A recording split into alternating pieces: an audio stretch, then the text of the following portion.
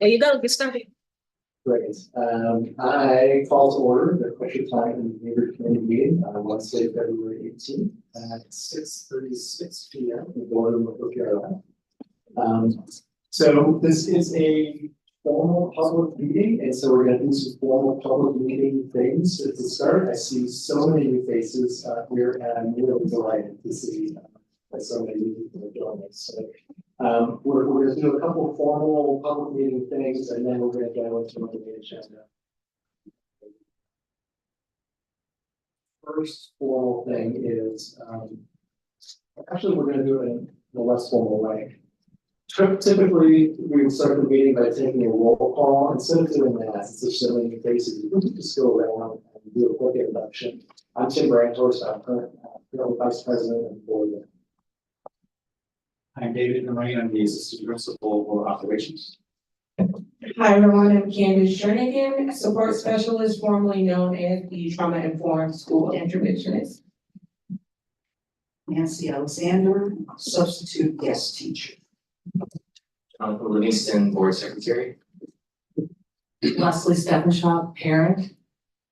Hi everyone, I'm Petra Guerrero and I'm Hi everyone, I'm Petra and I am a parent of a child in first year, 9th grade. Hello, I'm Lisa Wister and I'm a parent of a freshman and junior. Hello, I'm Melissa Lasky. We are the parents of a freshman and 2 juniors. Hello, my name is Faisal Lapsi, and the other parents.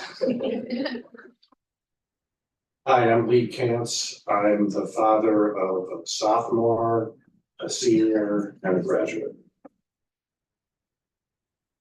My name is Lisa Pelican and I'm the mother of the son. Andrea Newman, Director of Special Education. Good evening, Dr. Lee Williams, Executive Director of Equity and Student Success Interim.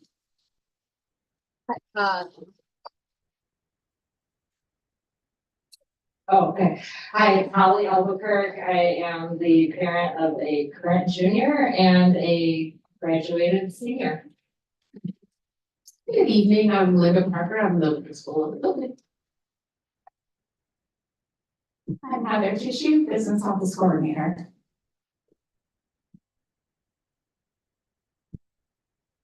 So I'm the lead technician here at Oak Park Chandler Forest High School. Hi, I'm Jada Mayweather. I'm a computer support technician. And I know we have students in the room. Do you guys want to introduce yourself? I'm Clarabella Croissant, I'm a junior. My name is Heather Gay, I'm a freshman here. My name is Isabella Crow, I'm a junior. My name is Max Urchinson, and I'm a freshman. My name is Gayatri Gadvi and I'm a junior.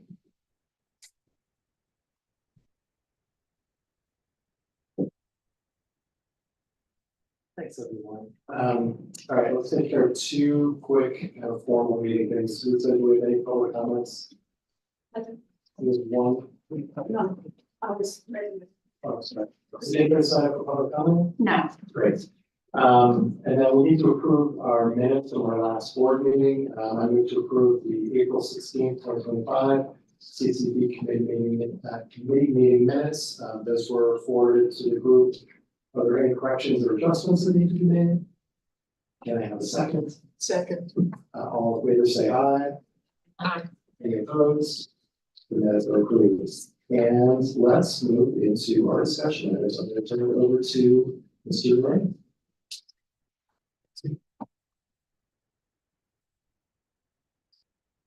Guys, it's easier for you all to just temporarily come inside, or if you can see when they're filled. Either way, whatever makes you most comfortable. All right, good evening, guys. Such a pleasure to see all these faces tonight. So I'm up here today to really actually propose amendments for the behavior education plan.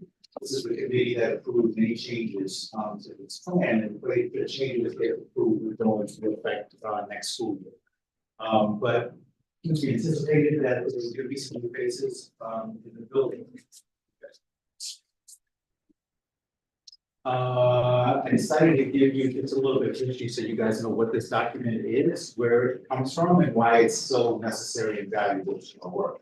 Just to give you some context, as the assistant principal, I do work with all 5 deans, as well as Ms. Jernigan as the team sports specialist. To not only work with discipline, but try to be as proactive as possible in addressing any behavior concerns or any student needs in terms of adjusting to the school environment. But this came about, how many people have heard of Senate Bill 100? In the education world, it kind of rocked our world about 10 years ago, 10, 11 years ago. It was a drastic shift for all schools, for most schools in Illinois. Back in those days, Parker and I were just lowly administrative in another district somewhere. This drastically changed the face of school discipline across the state. Because at the time, schools, principals, districts kind of had their own say in how discipline was handled, particularly punitive discipline. So we're talking about when a student does something egregious or what the school considers egregious and they end up getting suspended. So at that time, students could get 10-day suspension for a fight. Students could get suspension strung together, as in you are really a problem in this building. So you're not only getting suspended, if you come back the next day after a 10-day suspension and you do something else, I'm going to suspend you for another. Promise you that these things happen. I witnessed most of them, and sadly enough, I was a part of administrations that had to handle some policies like that. So thankfully, back in 2015, there was a group of students actually in the city of Chicago called VOICE that really looked at what we call the school to prison pipeline, right? And so I'm sure most of you are familiar with that term, but it really impacts minority students, particularly African-American boys who were seen as being pushed out of the system through suspension and what we call exclusionary disciplinary practices. And when you're not in school, pretty much you are left to be on the street and eventually interacting with police authorities in the prison. It was seen as some would say intentional, but others would just say, unfortunately, another product of the way things gone for minority students. So in 2015, well, it probably happened a little bit before 2015, but that group of students really petitioned the state, came down to Springfield with a lot of data and signatures and things like that, really got the state to pay attention to what was happening here. So what they eventually accomplished was originally called Senate Bill 100. So that's just the way that they named the bill. It is no longer called that. It has evolved a couple of times. It's now referred to as Senate Bill 1400, but everybody still just calls it Senate Bill 100. Just can't adjust. And there is a public act. I don't know if these slides get sent out, Lisa, if they are. There's a link on the slide, but you can always just Google Senate Bill 1400 and find the actual policy. Okay, so I'm not going to go through the whole entire policy, but I will go over the highlights that are relevant to what we're talking about today. So, first thing was that the bill explicitly states that there can be no zero tolerance policies in any school district. Zero tolerance means, for example, if you do behavior X, then you are absolutely going to get consequence Y. Okay. And usually that would happen for things like fighting. As I mentioned, you fight in this building, you will get a 10-day suspension. There is no automatic consequence for any behavior. Every behavior should be treated individually within the context of the situation in which it occurred. And every student should be given an opportunity for what we call due process to explain what were the circumstances for you engaging in this behavior. And that should definitely be taken into consideration when deciding on consequences, if there should be one. So those zero tolerance is permitted. Exclusionary discipline, such as out of school suspensions or expulsions, should only be used as a last resort. That is actually the language in the bill, is that we have to, as a school, exhaust all other forms of intervention before resorting to an out-of-school suspension and definitely expulsion. There is an exception to the expulsion rule, which I'll go into. So that really calls upon schools to look at what we are doing to support students rather than to punish them. Okay, that is the emphasis there. So what can we do to surround students with whatever they need to better acclimate themselves to the way that this school community operates? That is the premise of the bill. And Oak Park, I'm proud to say, has really taken that on in the form of our behavior and education plan.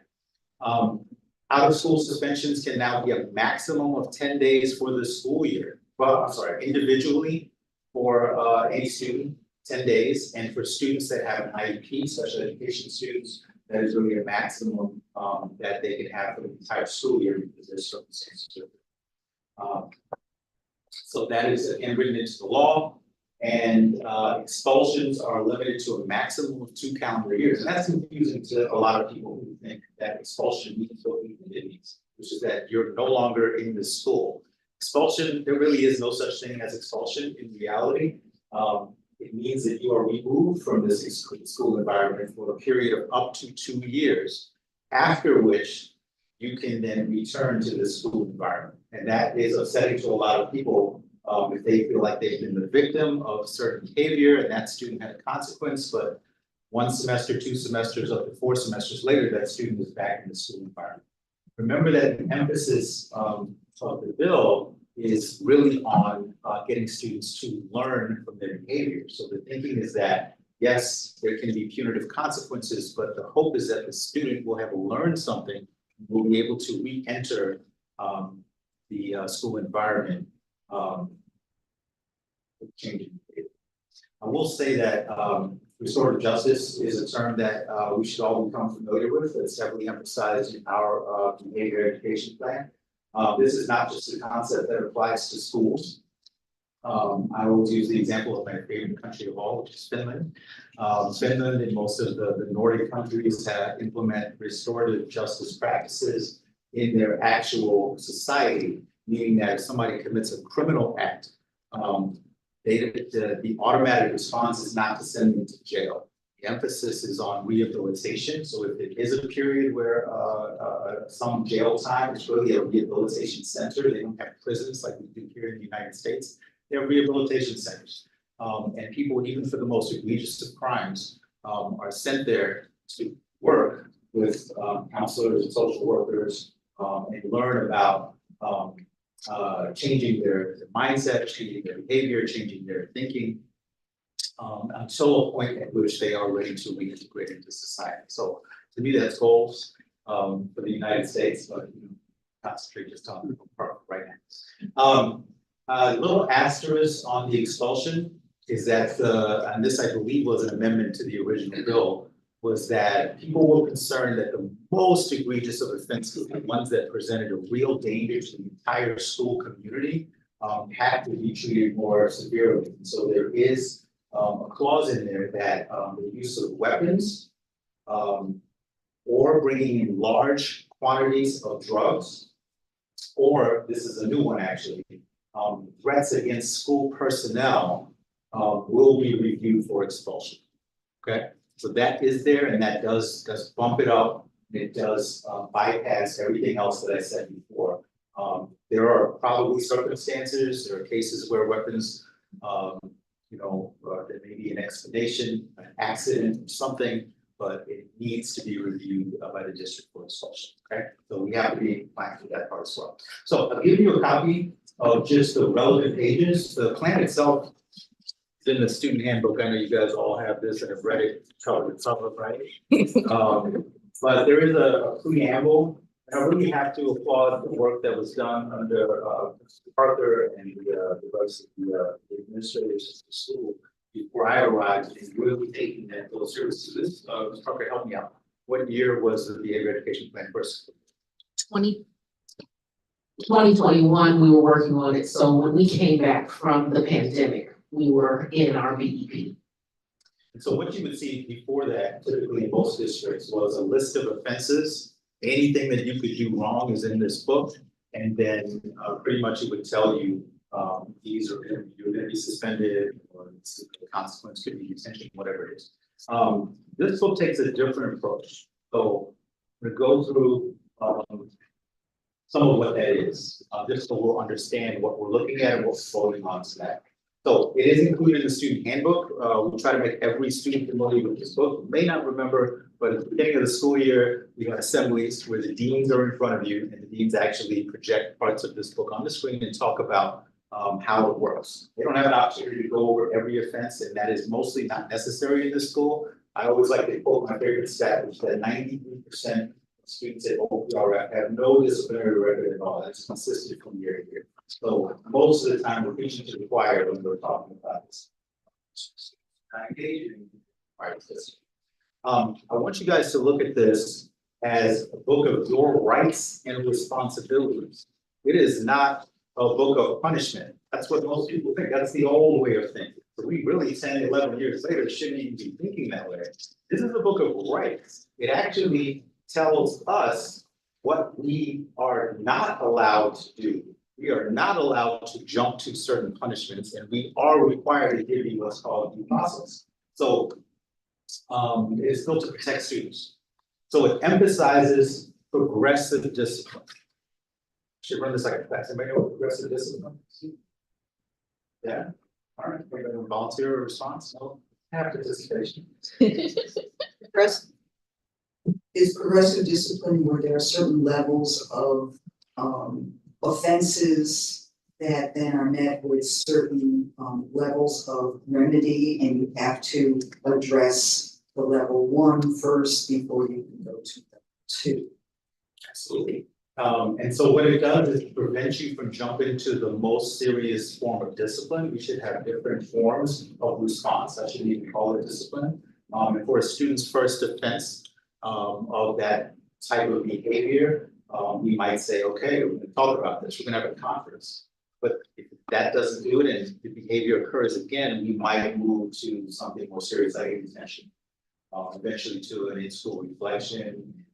Only for the most egregious offenses to be moved out of school suspension. So there's an emphasis on learning from mistakes. So students are given an opportunity to say, okay, I get it, I'm not going to do that again, and hopefully that's what happens. And again, as I mentioned earlier, we emphasize restorative justice practices. So just talking about this really briefly, restorative justice practices is not just about the person who did something wrong and how do we fix them. It is actually about repairing harm to the community. And that can mean various things depending on what the misconduct was. So let's take the most popular one, which is 2 kids are fighting. So to give you an example, you guys said this again, of what a restorative practice would be fighting. So how do we restore that? I think I heard it over here. Peace circle. Yeah, a peace circle is a perfect example, meaning that the 2 parties are brought together to try to work out whatever the differences are, and we restore the damage that was done to those 2 people fighting. What if we had a situation where somebody disrupted the classroom? We got really upset at the teacher, and flipped over a desk. How could we restore that environment? Discussion with the teacher, possibly that student coming back after really having some conversation about owning their behavior, coming back and apologizing to the class. I'm not a big fan of apologies. I am a big fan of genuinely showing you with their actions that they're going to behave in a different way. So that is much more valuable to us as a learning institution to have students demonstrate that they've learned even from when they've done something wrong. I'm a former math teacher. That is what math is about. Nobody has ever been to a math class without making a mistake, right? It's the same thing with student behavior. You will make mistakes as long as we learn from them. We can actually become stronger. All right. So turning to this book, you have specifically only the pages that have what we call a behavior response grid in front of you. There are 18 different categories. Ranging from alcohol, drugs, tobacco, weapons, inappropriate physical contact, everything that you could possibly think of that to be done in the school is probably in here. With the exception of the one that I'm gonna propose to you tonight, okay? So, there's gonna be one that we wanna add, and this happens, as we evolve, as we change, as we see different behaviors come about. We will continue to amend this, but it should be really a living document. We mentioned the levels. So you'll see that the grid has little dots next to each category. So if you look really closely at page 54, it describes what those levels are. So the levels kind of tell us where we should be applying a response. So for example, if something is labeled initially. Or is that first, your back page, yes. The page- Doesn't have a page on it. Oh, the That's okay. page isn't page. That's okay. Sorry. The page that, yeah, has the levels listed or with one through level 5. So, if something is a level 1 behavior, we'll see that that is labeled as something that should be handled in the classroom. It's not even something that should come out, be sent to the deans. This is something like a kid got, angry or something, or threw a piece of paper when they shouldn't have, got out of their seat when they shouldn't have. That's a level 1 behavior. It doesn't even really rise to the level of this book. But when you get to level 2 and beyond, that is something that could be handled by a dean. And the level that it starts at tells you where that dean should be handled. It is not a mandate, so it doesn't mean that if you commit something that has a level 3 dot next to it, that the dean has to then apply 1 day of in-school reflection. It does not work that way. The dean will use their professional judgment to apply whatever they think is necessary for both that restorative process to occur and also for the student to learn from their behavior. Okay, I'll stop there in case there's a question, because that's actually the most confusing part about it. We'll just take one as an example, take one that's a little less Oh, yeah, just curious, so then, like, if something has dots. Yeah, if something has dots at three different levels, you're saying you don't have to start with the lowest response level before you do.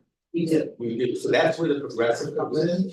So that means if something has, I'm gonna take you through one of those examples, let's take. All right. In the fire explosive flammables section. We have possession of fireworks. Various other things that, right? So the dean would look at this and say, hey, you have fireworks in your backpack, this is a level 3. Talk to them about their behavior and the consequences, so they understand the ramifications of the behavior. The approach could be, maybe, that the dean could assign them to anywhere from 1 to 3 days of in-school reflection. Or the dean might determine in talking to the student that there was some kind of misunderstanding. Those were my little brothers, I grabbed the wrong backpack. Oh my God, I'm so sorry. Okay, what good would 1 day of in-school reflection do for this kid, right? Call the parent, make sure he understands this happening again. But the next day, this kid comes back in with a bag full of fireworks. Like, what's going on here? This is now the second infraction we move this up to a level. The person can apply whatever the response says for level. Make sense? All right, so what we have. We can't confiscate the fireworks. Some of have been. All right, so I'm gonna go to the area that we are considering today, which is inappropriate use of technology. We would not be proposing this to you if we did not have a few cases that had popped up in the last year or two. So this is actually just what the current language states on the paper in front of you. We've only got 2 cases in this category. This is under board policy 6235. If you want to reference it. Inappropriate use of district provided devices and or accounts. So this would be if a student uses that Chromebook inappropriately to access something that they shouldn't. Maybe, I don't know, they throw it at somebody as well. Accessing a district provided device issued to another person to administer threats and or search for harmful materials. So basically, the person next to me and use their Chromebook to do something. should. So those have been the only things that have been consistent with technology. In the last couple of years, and this is probably with the rise in us becoming more of a technologically focused society, we've had some issues with what is called hacking. So students who are trying to get into the school system in some way, sometimes out of curiosity, sometimes because they saw a cool YouTube video, told them that this is something that you can do pretty easily. It's inappropriate and actually illegal. We have no code for it in the book. So what we and Deans are proposing is that we come at this with 3 different new codes in this same category to address this in different ways depending on how far they got. So proposal number 1 would be that we have a code that reads as follows: attempting to access the district's electronic networks, aka hacking. This is just an attempt, okay? And how would we catch them? This is actually what happened, has happened in the past, is that our system records, has a firewall, and it records any attempt to access something that is already blocked off entirely. That has happened, and we have responded to it with restorative practices. Actually, Johnny has been very good in sitting with kids and having them spend a day in the IT department to learn about how serious these things are. Very often, these are kids who actually just want to get into IT. They're very interested in it, and they try to do something to see what they do. They just don't have any malicious intent. So we want to make sure that we have just the attempt, and we wanted to start that at level 3. Because it is serious, and definitely we want to leave room for if somebody really does want to learn their lesson, that we would move on. And then what if somebody actually accesses the district? Now that gets very serious. So they've broken past the firewall somehow, they're an expert hacker, and we don't really know what they did. That really is the danger there, is that once you've gotten in there, it is a lot more difficult to track what you actually looked at, opened up, saw, downloaded. Those things become much more scary. I mean, I'm sure pretty much every adult in this room at some point has had some kind of letter come home to say, hey, you may have given out your social security number or something. Maybe not, hopefully not. Here's a year of free credit monitoring. You gotta get those. I see like every yeah, right? All the time. Unfortunately, that's what we're talking about here with level 2. So somebody actually got in. And we do have information like that. We have your students' protected information. Your social security numbers are in the school system somewhere. We have to have it. But obviously make it very secure. Not only that, think about addresses, phone numbers, information about not just students, but employees that work in this building, home addresses of employees, things like that. There's any number of things that if somebody was persistent enough, they might be able to access. So we're proposing that if they actually broke through that firewall and got in, that start off at level 4. Just a reminder of what level 4 would be. It ups the level of consequences to include not just in-school reflection, but the potential for an out-of-school suspension as well. Okay, when you go to level 5, that is when it begins to get reviewed for expulsion. Okay? Nothing is automatic. Remember, that's what Senate Bill 100 says. So just because there's a dot under level 5 doesn't mean you are getting expelled. There's a very, very rigorous process before a student would be expelled from the school. It is reviewed at multiple levels, starting with the deans, working their way all the way up to a PSS team, and a district level team before it actually moves to the board. And we'll actually be looking at that in this meeting next month, so that we can talk more about that process for you. Yes.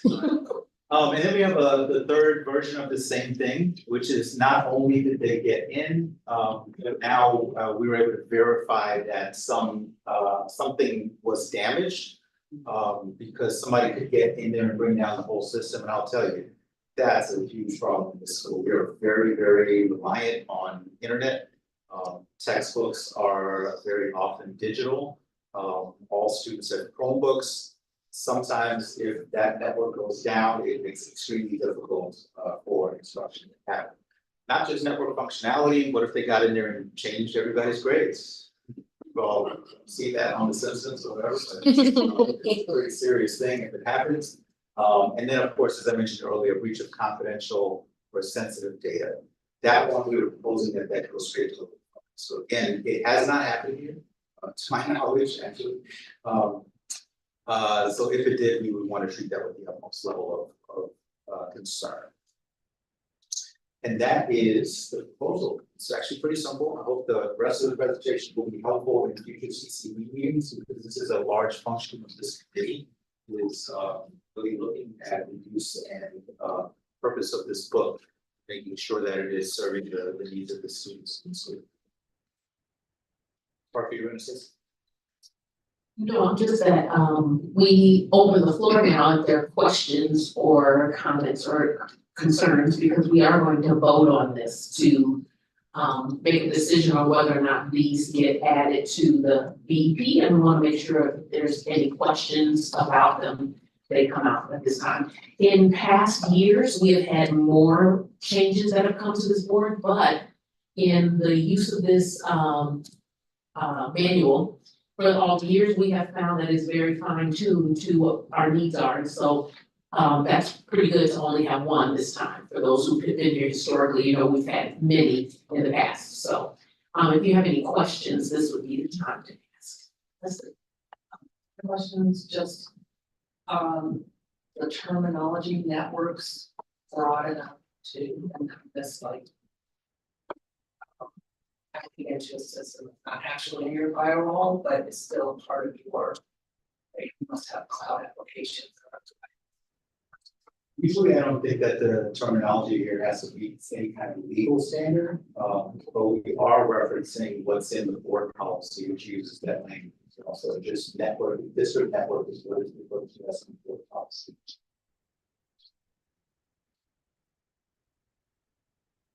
I'm curious how often this happens and when it's happened in the past, how we, what existing BEP provision we use. Oh, so that is in the code, so yes, it has happened on, I would say 2, maybe 3 times in the last couple of years. And generally those have both been in-school reflection and really try to be sort of the education into that child's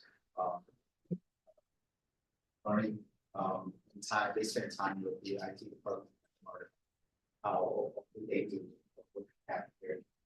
And the code that was used before, we do have a code that we try not to use at all.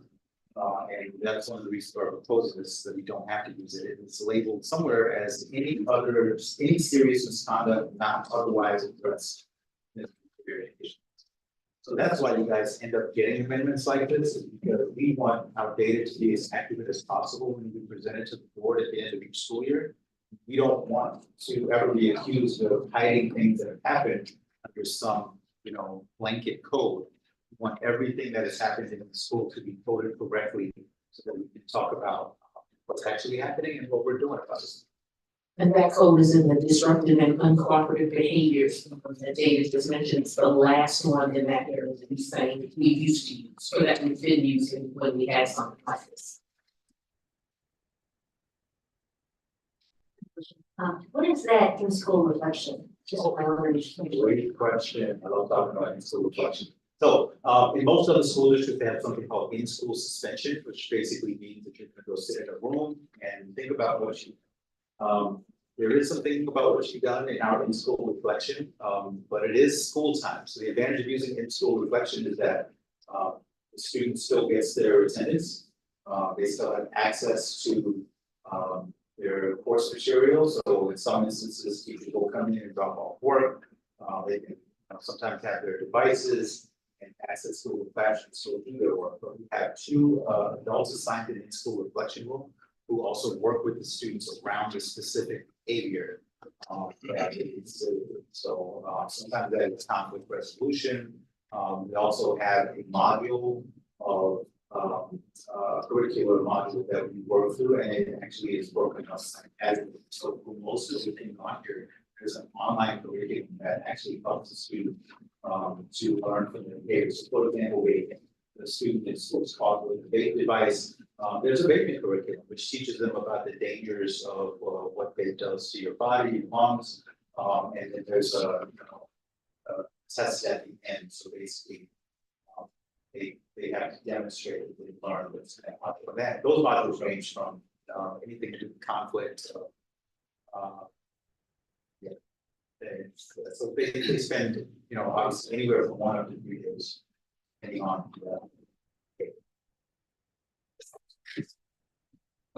Excuse me, in terms of the list here, I can see somebody being identified in number 1. But how do you properly identify the students for 2 and 3? Well, in most cases that have happened, the student is using the district device to do this. So it's not that they're at home and are anonymous, they're actually on the phone book that's issued, they're logged into the student account. So traffic like that can be monitored using the software that the district uses to protect itself. And so they're able to immediately identify any breaches like that. Where they're coming from. Now, of course, it's possible. But if we're unable to identify it, then we're not talking about the application of the system anyway, because we're at the mercy of whoever's. In one of the more serious cases too, which didn't have to do with trying to break into the network, but it was more of a threatening situation. The FBI was able to call and let us know, like, person and device IP address based off of the language they were using, that somehow they were monitoring. Well, Because I'm assuming there's a way for like replicating even someone's account and going through it and attempting something, right? So I'm assuming there's a process for that to identify or properly talk to the students. If I'm assuming somebody was outside school, maybe somebody was from even within the same family does this. Yeah, and that's what I'm They're like, actually trying to get. So when, the internet service provider can basically give us an address where that request came from. In cases like that, especially when you're talking about something serious, unfortunately, that means that a crime is committed. These could potentially be involved, but I think for most of the cases we're talking about, and once we dealt with, we're talking about somebody that is immediately identifiable in the student count, who goes and immediately confiscate the device and start having a conversation about what's going on. If it were on the level that you're referencing, it's something much more serious in school discipline.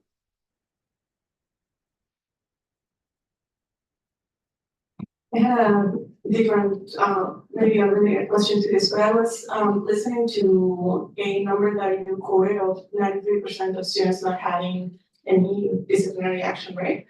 I was also just listening to you talk to me about vaping, and I think for any of us that have students in high school,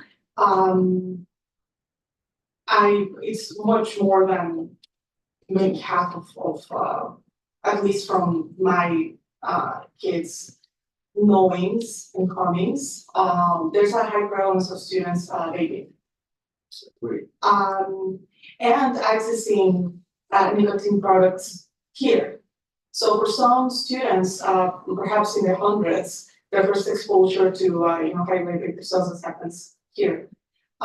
So maybe it's a conversation for a different meeting, but I wonder how that can ever be caught or searched, or what mechanisms exist for that associated with pretty serious self-concern, right? It is reflected in our data as one of the misconducts that happens with the highest level of frequency in the school. Remember when I say 93%, that is in students who have been caught and assigned a consequence, right? So if vaping is happening, we don't ever catch it, it's not reflected in the 90%.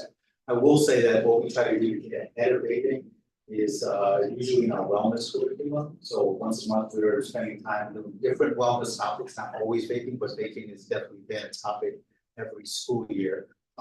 As part of the wellness program, we're also posting a lot of materials in restrooms and things like that, and looking at students and things to it. In my previous reports, I really try to highlight this as national epidemic, which is what it is, and the need to partner with government officials to stop these things so that they go to our students. Absolutely, and I'm assuming that the curriculum besides prevention and dangers and so on, it also includes addiction, right? And what about those students that may be considering not doing it, and what resources might they have within the building for support? Because for students who are caught with vapes, especially if they have some recidivism, meaning they are caught multiple times, we do have a partnership with a Way Back In.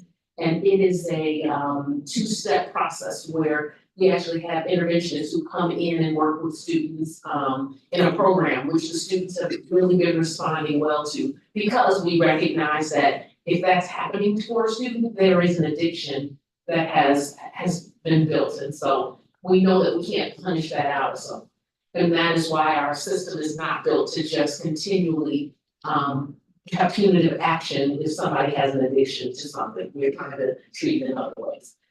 Thank you. In a case like that, have you ever had a situation where the kid just keeps doing it? So, because here it's listed as level 2 and 3, does like a 4 not, like, what do you do in those cases? In most extreme cases, we have referred students with the support of the parent to an outside agency of support. What they would do that. Had some success with it, but it is really a difficult one because it's so tied into the social emotional concern that is driving students to rely on that substance.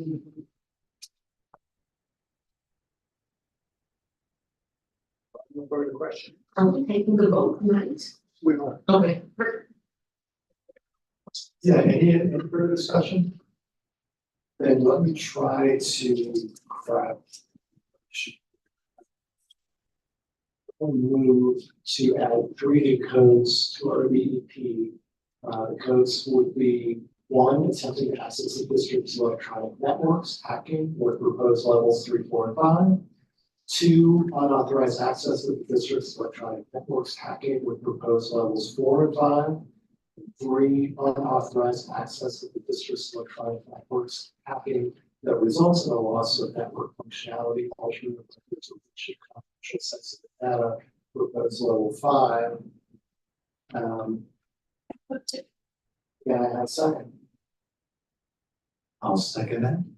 And all those in favor say aye. Aye. Any opposed? Motion carries. And so this amendment will be presented to the Board of Ed for the board's approval. I guess it's in March. Thank you. Thank you. And so with that, we will turn to the next item on our agenda, which is conversation on race. Dr. Williams, are you going to lead that? Yes. Okay, that's the floor is yours. I'll correct this there. Good evening, everyone. Again, I'm Dr. Lee Williams, currently the Executive Director of Equity and Student Success here at Oak Harbor Workforce High School. I'll be leading us tonight in an important conversation, which we have titled, I'm going to do a little bit of onboarding work before we get into the discussion, but we will be having a conversation regarding conversations on race within the OPR and HS community and how we norm these conversations. So a very important conversation for us this evening.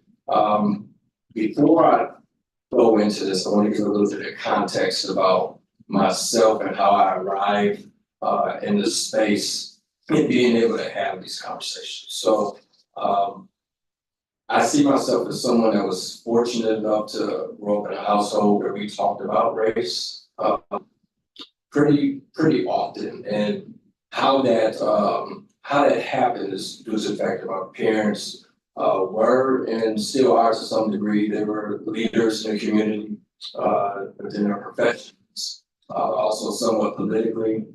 My grandparents as well. So our family households were spaces where people actually came in of all backgrounds and had conversations about race, a native of Michigan. So in my particular suburb of Detroit, My family was a family that people sought out to have these type of conversations. So I was able to be a fly on the wall in some respects, and then every now and then I was also invited into some conversations where I didn't quite understand everything that was at play. But nevertheless, I learned a lot from that. So there are some lessons that I carry from those experiences growing up. And one, I believe, is that talking about race is important, in different contexts and different spaces and experiences that we have. But also, secondly, how we talk about race is very important. Okay. And I'll touch on that more in a moment. And then lastly, when talking about race, we don't arrive at a place of mastery. So I don't think of myself as someone that's arrived at a place of mastery in talking about race. I see myself as someone that is always sharpening the sword, so to say, or bettering myself in those conversations. I think it would be unfair to require anyone to get to a space of mastery when having these type of conversations, right? So those are some very important lessons that I carry with me.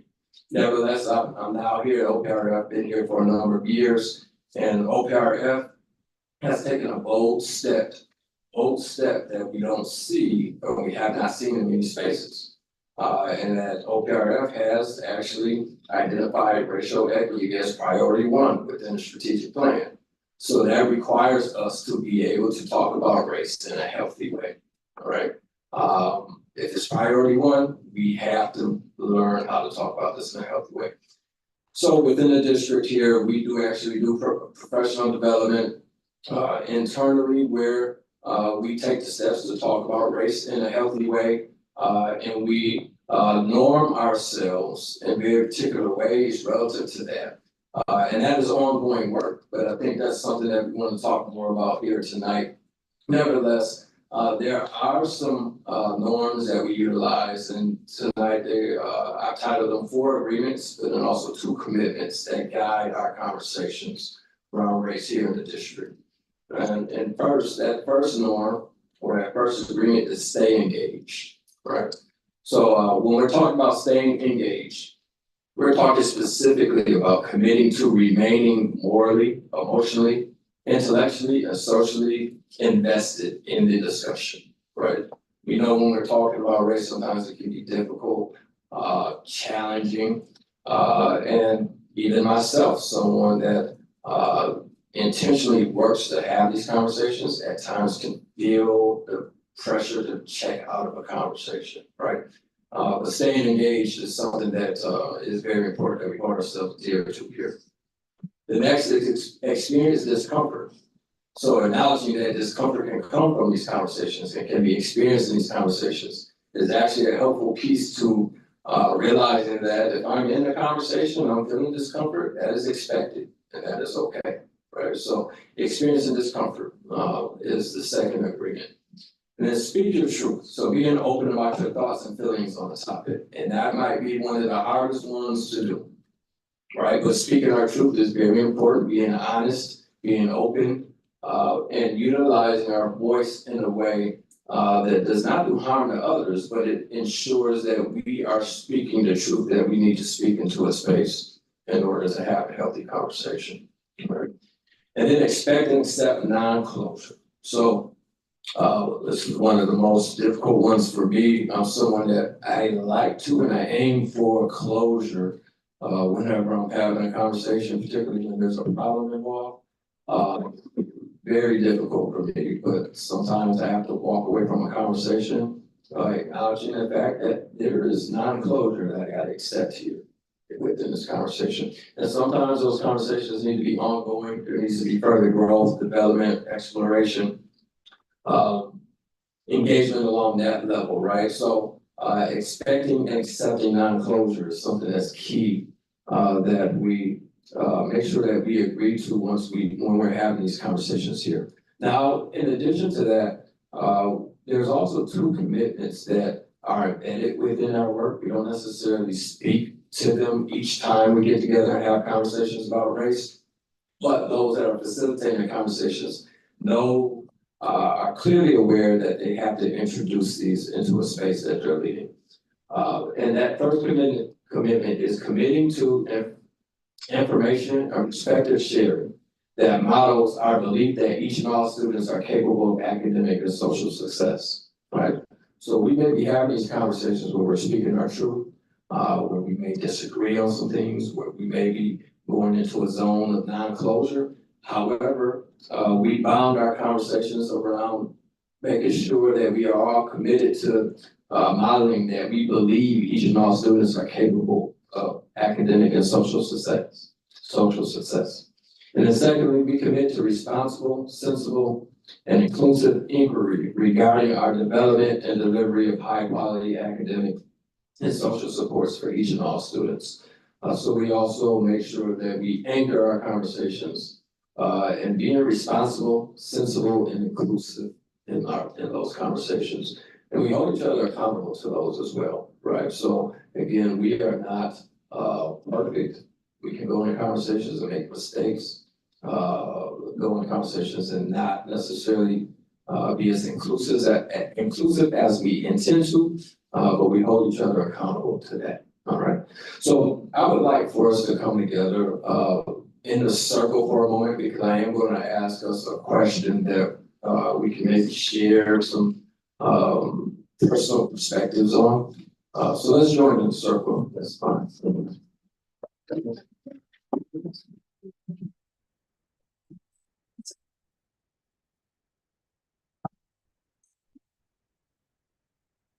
Have to bring your mics with you.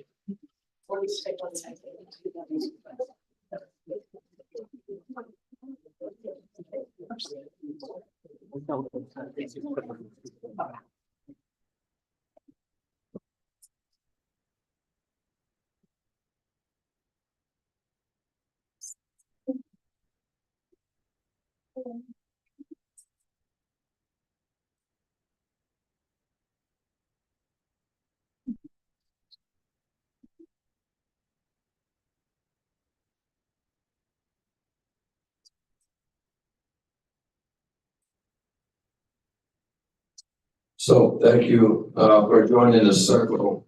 I'm going to pop this with a question here in a moment, but what I want to do before I do that is actually model for the team what I do when I go into conversations about race. And this is important because we're going to talk about norms here this evening.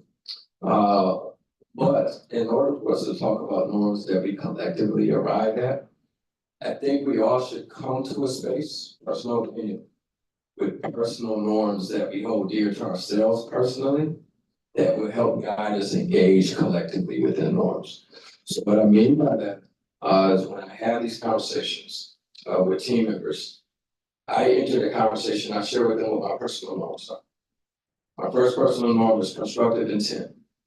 So I share with my team members each time when we meet, I share with them, say, my intention is to have constructive intent with you. Everything I say and do within this space with you, I have a standard for myself to model constructive intent. Secondly, clarity of demonstration.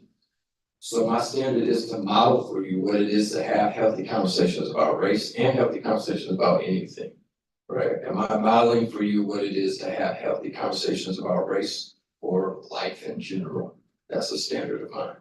And the third, communal focus and support. Although I'm one person, I'm always thinking about how I'm contributing to a community. So as what I'm saying and doing, a model of community engagement.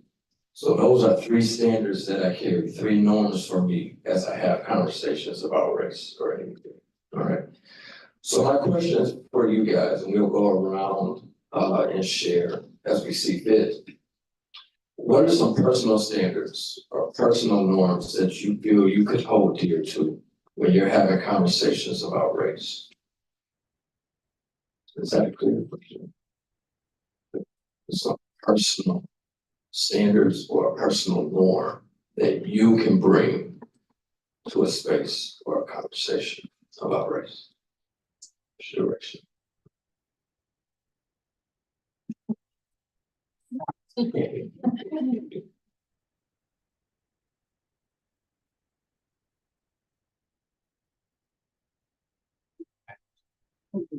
Yes, you can. Yeah. I think my personal norm would be everything that I say is.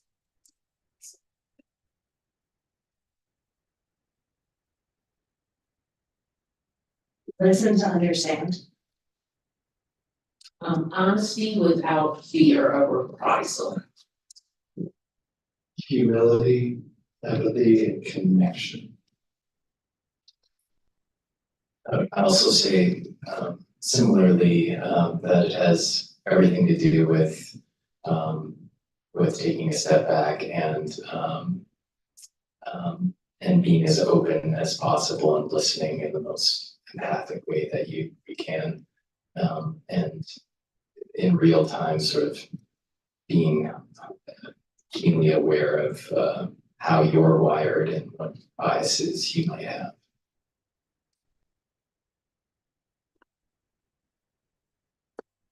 I would say always remaining open and willing to learn. I would say always being respectful and understanding historical significance. I'd say keeping an open mind and being willing to change your opinions. I'd say just being aware of lots of different opinions and experiences while also staying true to like what I believe. I would say just really focusing on history and like what led us here to kind of like put everything into perspective. I would say honesty and connection. Assume positive intent. Making an effort to model for my children how I would want them to approach a circle like this. For me, it's respecting others' opinions and being open-minded with things that I might not understand.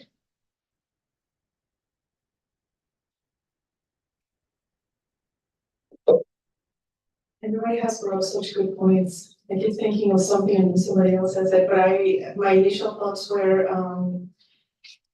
assuming positive from somebody else and pushing against the things that I think I know that I don't know, reminding myself that everybody has something to teach me. Excuse me, I would say for me, I go to the point where reminding myself that we're all victims of our own environment. So to kind of reflect back on that. And I would say the other one is that the absolutes are such a small percentage of the range. And that range that we have in real life is so much more than the absolute of everything. So these absolutes that we think less than times are such a small.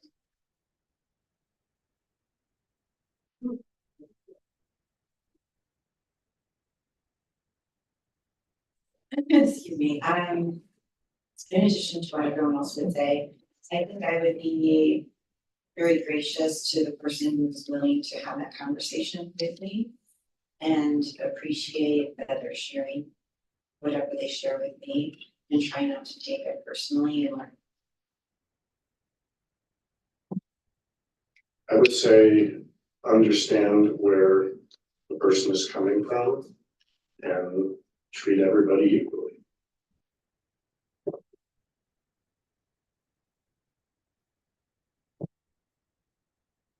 I would say that my truth is based on my lived and lived experiences, as is everybody else's. And also that race is a social construct made by human beings and can be unmade or revised. Open-mindedness and listening, just be a listener. Thank you. All right, so next question. So we were operating from a personal space with that first question, right? So now think about us as a collective, as a group, as a team, as a body. What would you feel needs to come from a group conversation about race? And some of these might coincide with your personal perspectives, right? Your personal. But I want to add a little bit of context to this. So imagine being in a group conversation and the conversation is difficult, right? Maybe there's some things that you are hearing that you disagree with or that make you uncomfortable. Or maybe you're noticing a fellow team member in a space may be uncomfortable, right? What are some things that you feel like should be added to a group conversation about race?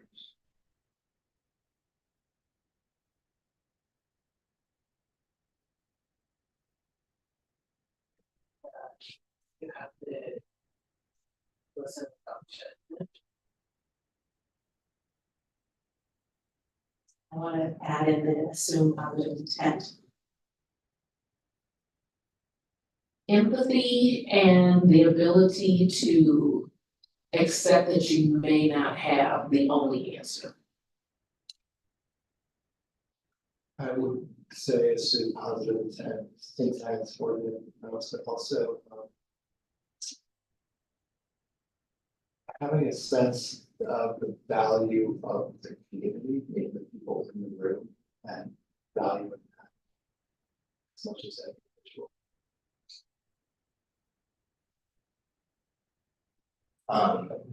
Yeah, I would agree with been said. I think that there's a lot to there's dialogue to engage in at multiple levels. I think we have our community level, and that's very meaningful, really substantive, discussions and meaningful things can happen.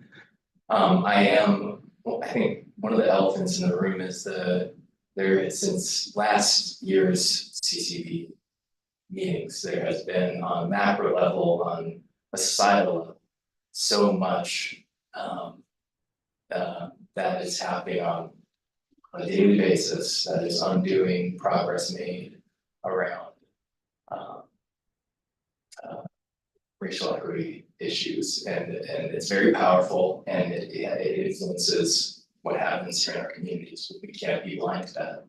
And I'm curious about how we have a more nuanced approach to this rich discussion that we continue to have, but it is unmistakably a different conversation given the context for it. Sorry, that's. I'm thinking more so, how do we support one another in these conversations? So something totally outside of the box, but making sure that when we're having these difficult conversations, that there is someone that is not actively in conversation supporting the group, whether that is through, I'm thinking now water, tissue, right? Sometimes in these difficult conversations, there may be tears, there may be heat. Some folks get hot, right? So someone that maybe is not directly in that conversation to monitor the group as a community, right? A community member. And I'm thinking about this as a support specialist, right? But someone who is there to support the folks that are in that conversation to make sure that they're well as we cross this difficult conversation. I would say that even though if everyone does not think that they are correct in all of their opinions or in like a narcissistic way or any way, they always feel to a certain extent like they are correct, and to tread lightly on that, because there's no way you're gonna change the opinion of whether they think they're right if you're just damaging their confidence. I agree, and I think maintaining calm and peace. So to, like you said, respect anybody, even if you strongly disagree with them, and talk maybe not with the goal of changing people's opinions, because you're not going to change people's opinions just by disagreeing. So talking with the goal of educating and understanding. I think just remembering that before being grouped by different races or other societal factors, we're all in the same group of being human and all having different shared experiences. And also just knowing that all of us are wrong about something. I would start with just assume positive intent and also maybe just even if you hear something you don't like, just keeping your ears open. Because a lot of times when people hear something that they don't like, they just like reactively just shut off. So I feel like if you're able to hear someone's whole thought, I think that could maybe possibly change your mind or change your opinion on their thought. I would say be passionate, or be compassionate and be like kind and open-minded to other ideas. I think it's already been stated a couple times on here, but take a learner's stance. Meaning that even if somebody says something you disagree with, take the stance that you are going to try to learn why they feel the way that they do. I would say, making sure that you really understand what the other people in the group are saying in a proactive way. For example, saying, what I hear you saying is, and then try to restate what it is and make sure that's actually what they intended to say before you move on to your own comment. And it also validates their own opinions. I would go back to what I said before of showing respect, giving each other the floor so they can express themselves as they see fit without judging them and not interrupting them with regards to what they're saying. I think if I think of the group, I would say maybe a commitment to what the larger goal is, like trying to remind myself individually why we're all here together and putting that maybe as an overriding path versus what I personally want to feel. But now listening to somebody else, I want to add something to like the individual one. And I think that would be like a commitment to hold myself accountable for what I'm feeling and recognizing maybe signs in my body or my feeling. If I am feeling a certain way, triggered, annoyed, angry, to promise myself that I'm gonna take a break if I need to, versus putting those feelings on someone else who might be very right. But I'm responsible for my own feelings, not first, Honestly, I don't really know what else to say. There's a lot of good things that were said. But I would say maybe sometimes it's reminding myself that all roads lead to Rome. Like my opinion is not the only opinion. There's plenty of other ways that actually to get to a good place.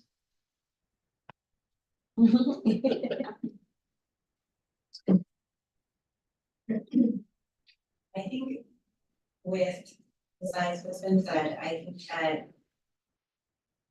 I personally am always trying to find like what we have in common. And because that often will bring a connection and that it's easier to talk about some of the dissonance and that you have some kind of connection to them.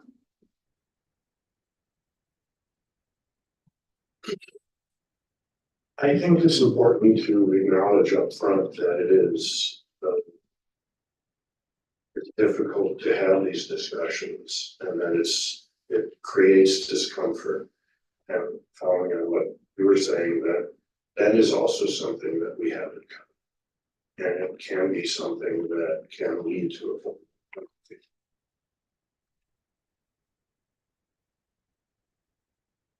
Be aware of your privilege. We all have a privilege, whether we are white or black or brown. There's some sort of privilege they are bringing to the conversation. So be aware of your privilege and its role in the conversation. And also, conversations about race are painful. Expect the pain and be willing to sit with it. I think along those lines, I was trying and think of what my own biases are bringing to a conversation, and then also keeping things personal to myself and not make assumptions about other groups or things that people are talking about. So what am I bringing to the table? Thank you. So, I have one more question here for you guys, but we're actually not gonna go around and have everybody share. How much time? So this is the last question I have. You're not gonna have to answer this tonight, but I'm gonna model for you for a moment. So the last question is for you personally, for you to explore for yourself. What is a step of accountability that you need to take relative to conversations about race? Okay. Personally, or something for you to think about. And I'll share with you just to give you an idea. Although I do equity work, a step of accountability for me, to be fair, and I have to work on this and sometimes remind myself is that going into conversations sometimes, and I don't know it all, I'm not always right. Although I'm doing equity work and equity is in my title, and that is what I come here every day and live and breathe and go into various spaces and champion and work to bring into the fabric of this institution. I still also need to hold myself accountable and realize I'm not always correct and I need to learn from others as well, right? So just because I'm a equity person, and in my opinion, we're all equity people, right? But that doesn't mean I'm always correct or accurate at all by any means. So I have to remind myself and hold myself accountable to that at times, right? So just an example of that. So, ask yourselves personally, what is a step of accountability that I need to acknowledge or take relative to conversations about race or difficult conversations overall? Okay. Thank you. Appreciate it. Thank you, Dr. Williams. Before we do our close for this meeting, I would first and foremost want to say it is wonderful to see everyone here, and I'm hopeful that what we did today encourages you to come next month. And I want to set up what we're going to do next month, because this conversation that we just had in circle is so important to it. And thinking of that step of accountability around race for each and every one of us. I find it significant that this is Black History Month. Mr. Narain spoke about how 93% of our students at our school do not ever experience the discipline system within our school, which is tremendous. But I also want to focus on one factor that the state of Illinois also has us focus on, and that is our discipline disparities. Our Black population at our school is about 17%, and that 7% that Mr. Narain spoke about who do interact with our discipline system are traditionally students of color, particularly Black students. And so the state has us completing a document and a process where we're discussing why is that happening at our school. And we've had this conversation at the board table often because there's this conundrum as to how does that keep happening when the smallest population in your school, or one of the smallest, continues to be at a high rate within this discipline system that we're saying we celebrate so many not being. We want to have an honest conversation next month around that, using what you learned tonight in terms of our norms and agreements, so that we can have an honest conversation about how race is showing up in our school and what are we willing to do to confront the things that are making that happen. Tonight, we touched a little bit when we talked about vaping, which happens to be one where our students of color are not showing up so high. But we spoke about different things that we do to address that and to be caring about that and kind about how we're dealing with addiction. We're going to look into what has our other students being caught up in our system and find out, are we willing to confront some of those things that we know are trapping students and finding other ways of addressing that beyond the punitive measures that have them in our discipline system. So think that over, bring friends next month, because we do want to have an honest conversation, but make sure they know we're going to be normed in that conversation so we can be sensitive to a very highly stressful topic, okay?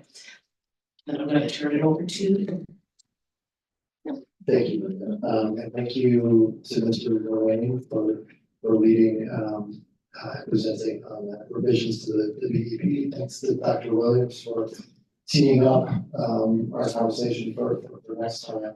And thanks to all the folks who come out tonight. I just want to second for full workers, ask, feel free to bring friends, colleagues, other parents. We really would welcome, anyone who wants to attend the next couple of months of meetings. So thank you for coming and please come back. With that, I will move to adjourn the CCD committee meeting at 7:50. Do I have a second? All those in favor say aye. We are adjourned. Thanks, everyone. Oh, yeah.